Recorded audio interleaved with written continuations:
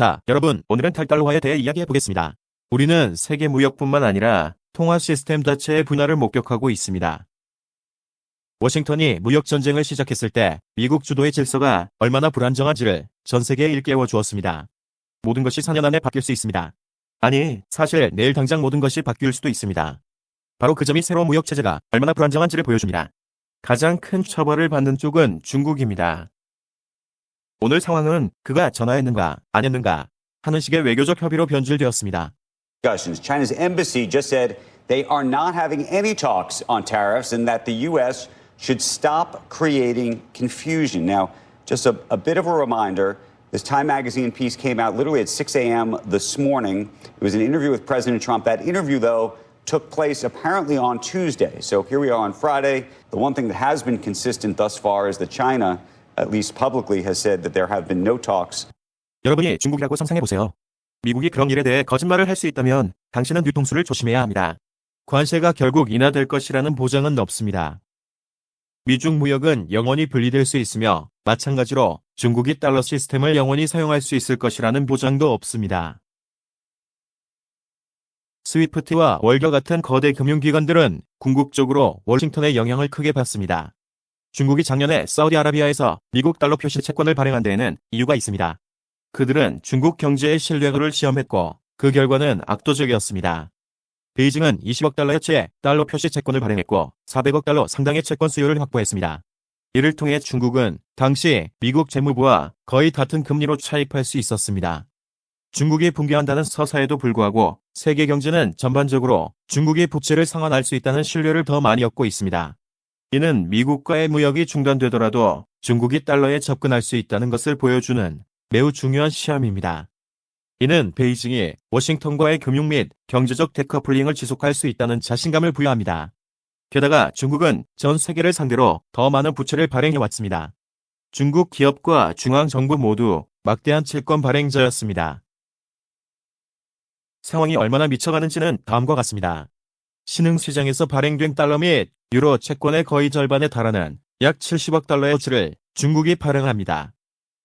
베이징이 채권을 발행할 때, 즉 돈을 빌릴 때 미국 재무부보다 더 저렴한 금리로 자본을 조달할 수 있습니다. 다시 말해 투자자들은 미국보다 중국 경제를 더 신뢰하고 있으며 이것이 채권 수익률이 미국보다 26bp 낮은 이유입니다. 남한조차도 전 세계에서 달러를 빌리려면 미국이나 중국보다 더 큰 비용을 지불해야 합니다. 이는 중국 경제가 미국 채권 발행의 종주국인 미국 정부보다 더 회복력이 강하고 더 신뢰할 수 있다는 인식을 보여줍니다. 여기에는 여러 가지 함의가 있습니다. 상황이 악화하더라도 중국이 무역에 필요한 달러가 부족해지지 않을 것임을 의미합니다. 하지만 더 중요한 것은 중국이 실제로 미국 자본을 고갈시킬 수 있다는 것입니다. 중국 경제가 계속 성장한다면 실제로 미국보다 낮은 이자율로 돈을 계속 빌릴 수 있습니다. 관세 전쟁으로 인해 중국은 이제 국내 소비를 더욱 확대해야 할 상황에 놓였습니다. 2025년 현재까지 베이징의 채권 발행 현황을 살펴보면 이러한 추세가 뚜렷합니다. 중국은 정기 및 특별 위험화 채권 판매를 통해 막대한 자본을 조달하고 있으며 미국이 무역 전쟁을 확대할수록 조달 규모는 점점 커지고 있습니다. 이는 더 많은 대출을 정리하기 위해 중국 은행권에 직접 유입되는 자금입니다.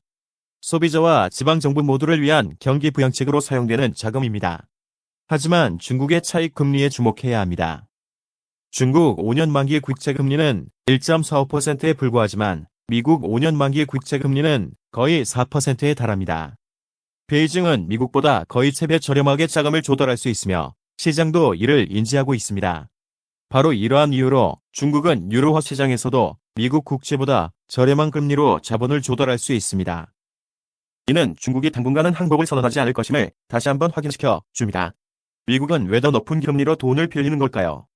무역 전쟁은 미국의 성장에 대한 전 세계의 신뢰를 흔들었고 몰수 또는 동결 위협 또한 상존합니다. 스콧 베센트조차도 현 시스템이 미국을 실패하게 하고 있다는 것을 인정합니다. 세계금융포럼에서 그는 브레턴 우즈 체제의 통화 질서 전체를 대대적으로 재설정해야 한다고 주장했습니다. Of the Bretton Woods institutions. Yet everywhere we look across the international system today, we see imbalance. The good news, it doesn't have to be this way. My goal this morning is to outline a blueprint to restore equilibrium to the global financial system and the institutions designed to uphold it. 중국은 이러한 상황 전개를 알고 있으며 미국이 재정비 계획을 세우는 동안 중국 정부 또한 같은 조치를 하고 있습니다. 물론 중국은 금을 매수하고 있습니다. 또한 양자 통화로 거래를 결제하고 있지만 그 외에도 중국은 자체 결제 시스템을 강화할 계획입니다. 중국 정부는 국경을 넘나드는 은행 건지불 시스템인 칩스를 적극 확대하고 있습니다. 이는 기본적으로 중국판 스위프트이며 베센트와 그의 친구들에겐 큰 골칫거리가 될 것입니다. 중국이 스위프트에서 이탈한다면 달러가 아닌 위안화로 얼마나 많은 거래가 이루어질지 알 수 없습니다. 거래 내역이 매우 불투명해질 것이며 중국의 진척 상황을 추적하고 싶다면 이는 결코 좋은 일이 아닙니다. 스위프트 내부에서도 중국의 위안화는 무역에서 점점 더 큰 시장 점유율을 확보하고 있습니다. 금융거래에서 글로벌 통화로서 위안화의 점유율이 유로를 능가했습니다. 현재 7.4%입니다. 물론 달러화의 81%와는 큰 차이가 있지만 이는 스위프트 시스템 내부 상황일 뿐입니다. 중국의 많은 양자 무역은 매우 큰 정도로 탈달러화되고 있습니다. 칩스를 시행함으로써 중국은 위안화 거래를 확대하고 파트너 국가들 또한 달러화를 버리도록 만들 수 있을 것입니다. 이는 달러가 약세를 유지함에 따라 상황을 더욱 매력적으로 만듭니다. 현재 달러 약세는 이벤트 기반 쇼크로 볼 수 있습니다. 트럼프의 관세는 사실상 미국을 전력으로 밀어붙였습니다. 하지만 중국은 대안 시스템을 계속 도입하면서 이러한 변화를 더욱 구조화하고 있으며 이러한 변화는 앞으로 수년, 수십 년 동안 지속될 세계적인 변화입니다. 미국 달러는 올해 들어 지금까지 거의 10% 하락했습니다. 닉슨 이래로 취임 100일 동안 어떤 대통령도 이보다 더 큰 폭의 하락을 기록하지 못했습니다. 직전 영상에서 언급했듯이 달러 강세의 핵심 축이 무너지고 있으며 여기에는 낮아진 무역 및 자본 장벽, 예측할 수 있는 외교 정책 등 미국 제도에 대한 신뢰를 포함합니다. 지난 4개월 동안 이 모든 것이 불살려 버렸고 오늘 유전을 시도하는 것은 매우 어려울 것입니다. 물론 첫 번째 단계는 무역전쟁을 뒤집는 것입니다. 백악관은 이러한 경고에 귀를 기울여야 합니다. 현재 미국 경제는 매우 암울해 보입니다. 소비자들은 돈을 쓸 기분이 전혀 나지 않습니다. 그들은 벙커에 숨어 꼼짝달싹하지 못할 것입니다. 4월 미시간 소비자 설문조사가 최종 확정되었으며 이 조사를 통해 신뢰도가 완전히 붕괴되었음을 보여줍니다. 소비자 심리는 미국 GDP가 실제로 2분기 동안 마이너스를 기록했던 2022년 수준으로 다시 추락하고 있습니다. 이는 기술적으로는 경기 침체였지만 바이든은 이를 깡그리 무시했습니다. 왜 소비자 심리가 붕괴되고 있을까요? 장기 기대 인플레이션이 24년 만에 최고치로 치솟았기 때문입니다. 미국인들은 향후 5에서 10년간 기대 인플레이션이 4.4%에 머물 것으로 예상합니다. 이는 간과해서는 안 될 매우 큰 폭의 상승입니다. 사람들의 소비 감소는 당연한 결과이며 누구나 예상할 수 있습니다. 하지만 가까운 미래에 더 큰 폭풍이 다가오고 있습니다. 생각해보세요. 물건을 살 돈이 없는 것보다 더 나쁜 것이 있을까요? 바로 살 물건이 하나도 없는 것일지도 모릅니다. We are also reporting today that a group of CEOs of the top American retailers, Walmart, Target, Home Depot, and Lowe's, had a private meeting with Trump on Monday. They had plenty to say, but there was one warning that stuck out. Empty shelves, they said. Empty shelves in American stores as soon as this summer because of Trump's actions. And I am told that business leaders, the Business Roundtable and others have been reaching out to White House Chief of Staff, trying to get a meeting with the president, trying to convey to him in real terms the real fallout of some of this uncertainty, some of these tariff policies. And it was that empty shelves comment, we are told, that really caught the president's attention. Of course, you can see why. The whole idea that we would have interruption in the supply chain, sort of like we all saw in the pandemic, simply because of his policies, is something that would be difficult for the White House to endure. 며칠 전 트럼프 대통령이 타겟과 월마트의 최고위 경영진을 만났다는 보도가 있었는데 이는 일종의 경고였습니다. 사실 무역 전쟁이 계속된다면 미국 전역의 텅 빈 진열대가 더 늘어날 수 있습니다. 이는 소매업체들의 공포 조정일까요? 아니면 미국이 여전히 수입품에 크게 의존하고 있다는 사실을 깨달은 것일까요? 트럼프 대통령이 무역 전쟁을 완화하기 위한 시간이 매우 촉박하다는 헤드라인이 연이어 쏟아지고 있습니다. MBC 뉴스는 중국산 출하량 감소로 제품 부족과 텅 빈 매장 진열대가 현실화하고 있다고 보도했습니다. 월스트리트 저널의 경제학자들은 미중 무역의 붕괴에 따라 텅 빈 진열대와 감원이 현실화하고 있다고 경고했습니다. 여기서 공통된 주제가 눈에 들어오나요? 중국 제품에 대한 145%의 고율 관세가 실시간으로 역효과를 내고 있습니다. 일주일 전 트럼프 대통령은 중국 수입품에 대해 대규모 관세 면제 조처를 내렸는데 여기에는 소비자에게 아이폰과 같은 고가 품목인 스마트폰과 컴퓨터뿐만 아니라 미국 산업의 필수적인 투입물인 반도체도 포함됩니다. 이러한 면제 조치는 훌륭하고 현실적인 조치였지만 미국인들의 일상생활은 여전히 저렴한 중국산 수입품에 의존하고 있기 때문에 충분하지 않은 것으로 보입니다. 트럼프가 관세를 터무니없이 인상하면서 물가 상승을 감당할 수 없게 되었습니다.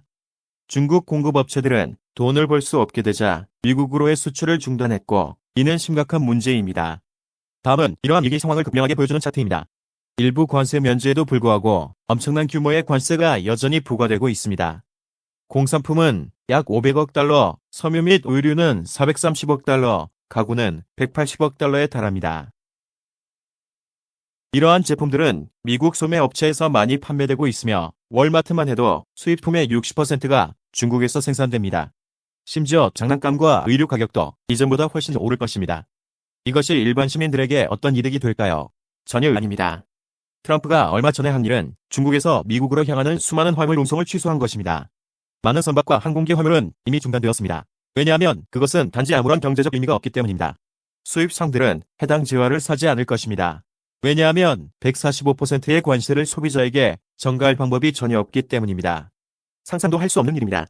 따라서 텅텅 빈 진열대의 위협은 공허한 것이 아닙니다. 미국이 공급을 재조정하거나 중국을 대체할 엄청난 양의 상품을 만들어낼 수 있을까요? 나는 그것이 가능한지 의심스럽습니다.